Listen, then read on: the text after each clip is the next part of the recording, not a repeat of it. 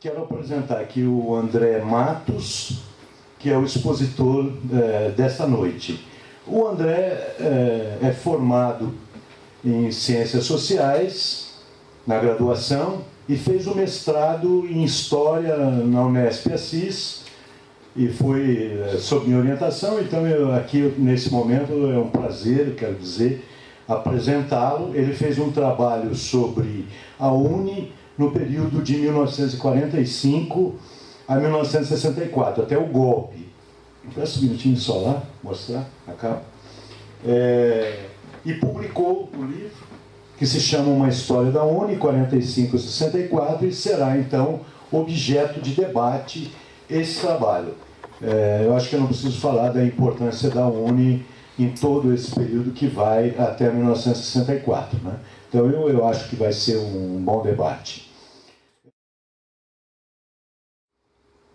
Falar sobre a UNE é sempre um tema polêmico, né? Para começar. Porque ele envolve um aspecto militante e porque ele envolve certas versões sobre a história da entidade que são versões consagradas, né? Na historiografia sobre ela, ou na versão militante, ou, né, no discurso das próprias entidades. E é um discurso que foi construído durante muitas décadas e que criou raízes muito profundas.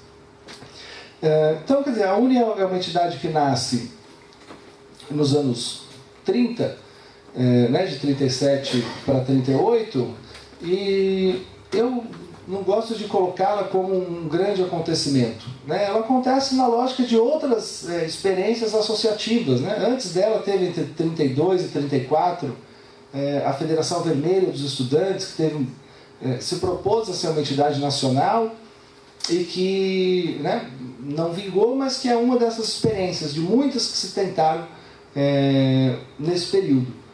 E a UNE surge, então, de 37 para 38, do Estado Novo, e é a única entidade que tem alguma mobilidade política naquele momento, né? Quer dizer, um Estado corporativo, quer dizer, um movimento sindical ligado ao Estado, os grupos políticos proibidos de funcionar, a imprensa censurada, e a UNE consegue um espaço de militância, um grupo juvenil, né, de estudantes, toda a mítica estudantil, né, aquela figura pura de espírito ainda, desinteressada dos interesses obscuros dos bastidores políticos, e ela consegue, nessa lógica, um espaço de atuação importante, né? E passa a ser a primeira entidade que vai para a rua nos anos 40, né? A primeira organização que coloca a gente na rua para que o Brasil entrasse e declarasse guerra ao eixo no contexto da Segunda Guerra Mundial. E aí eu vou falar um pouco das minhas motivações, né, a partir desse princípio para o livro. Porque aí começa a se construir uma lógica mítica em torno da UNE. A UNE é a entidade sempre a favor da democracia, a UNE é a entidade sempre que caminha no campo das demandas mais justas, e aquela entidade que sempre está situada no campo do progressismo. Né? E eu tinha essa perspectiva no começo da pesquisa, quando comecei ainda lá na graduação a trabalhar com o movimento estudantil. E eu comecei a me deparar com elementos estranhos a esse mundo estudantil. Né? Como é que eu trabalho um segmento que na concepção militante e no que se consagra na versão dos estudantes, que é imune às versões da direita, que é imune ao conservadorismo, que é imune à direita, e eu comecei a me deparar com uma série de grupos ligados ao anticomunismo, que promoviam palestras e que tinham uma militância efetiva no seu cotidiano voltadas para o anticomunismo. E atrelado a isso, a UNE tem, na sua cronologia, alguns espaços em branco. Né? Então, quer dizer, logo ali no final do período Vargas, tem um espaço que não se estuda, que é o período que a UDN controlou a UNE.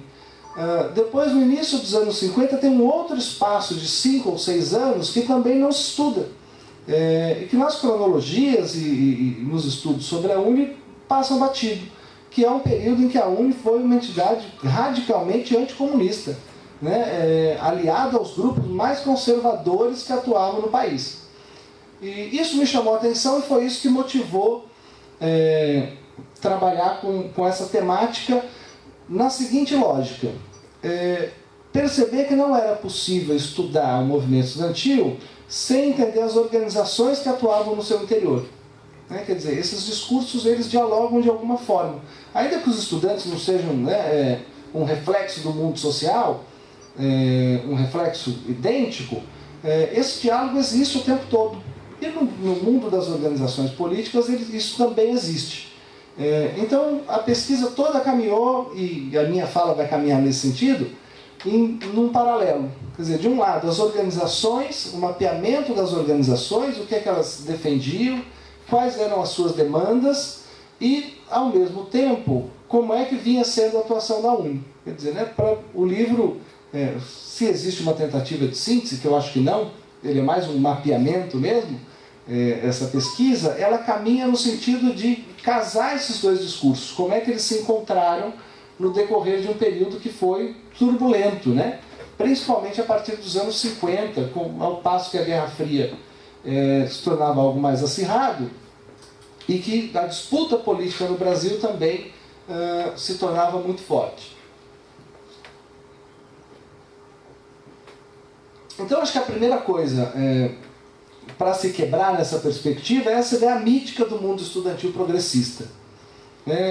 O estudante universitário passou a vida ligado ao mundo do progressismo. Ainda que depois ele possa atender a concepções conservadoras, como alguns autores trabalham depois de formado, a sua vivência estudantil está sempre ligada ao progressismo, está sempre lá no campo da esquerda, para ser mais específico.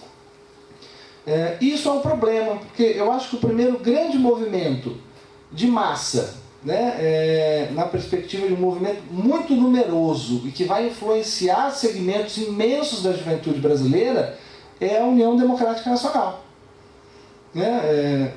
A UDN. Quer dizer, a UDN é um movimento que reúne um corpo de opositores ao governo Vargas, desde latifundiários até os liberais clássicos mineiros, passando por personagens que foram desalojados do poder, um grupo muito heterogêneo, e que vai reunir um corpo no interior da universidade imenso. Um mapeamento de nomes, é possível chegar aí a quase 500 militantes da UDN que eram estudantes universitários e que montaram uma organização chamada Departamento Estudantil da UDN, que vai, entre 45 e 47, vão dominar a diretoria da UNE. Dominar a diretoria da UNE com uma vasta representatividade. Eles sozinhos derrotavam o Partido Comunista, o Partido Socialista e o resto dos pequenos grupos que se organizavam por lavadas de 70%, 80% dos votos para as diretorias da UNE. E aí vem esse primeiro aspecto, porque quem é que influenciava de fato a UNE até 45 eram os militantes do PCB. E aí é um problema, a historiografia da UNE diz ela sempre na oposição a Vargas pelo final da ditadura, em favor da legalidade eleitoral do país, para as normalidades democráticas, e na verdade a posição da UNE não era essa. A posição da UNE ainda em 1945 era a União Nacional com Vargas no poder.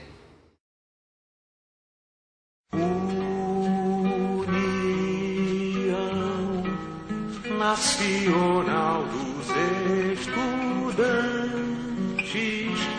mocidade brasileira, nosso hino é nossa bandeira. De pé a jovem guarda a classe estudantil, sempre na vanguarda a trabalhar pelo Brasil.